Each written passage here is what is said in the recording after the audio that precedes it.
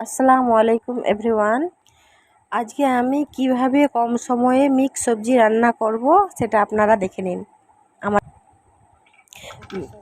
Pressure কুকারে দিয়ে দিলাম সব রকমের সবজি মিক্স, তারপরে দিয়ে দিলাম লবণ, তারপরে দিয়ে দিলাম হলুদ গুঁড়ো, অল্প পরিমাণে জল দেব সেদ্ধ হওয়ার জন্য।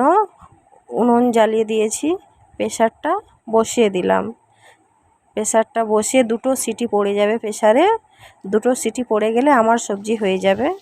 তারপর কড়াইয়ে দিয়ে দিলাম তেল, সরিষার তেল দিলাম, 5 ফোড়ন দিলাম, কারি পাতা দিলাম,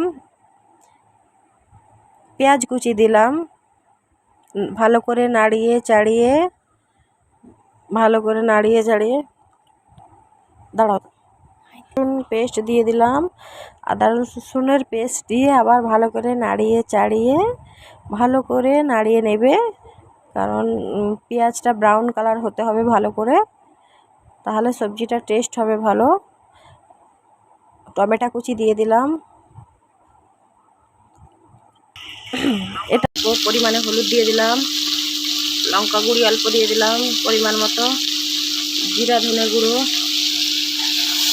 সবজিটা অ্যাড করে দিলাম মশলার সঙ্গে, তারপরে ভালো করে কষে নিচ্ছি।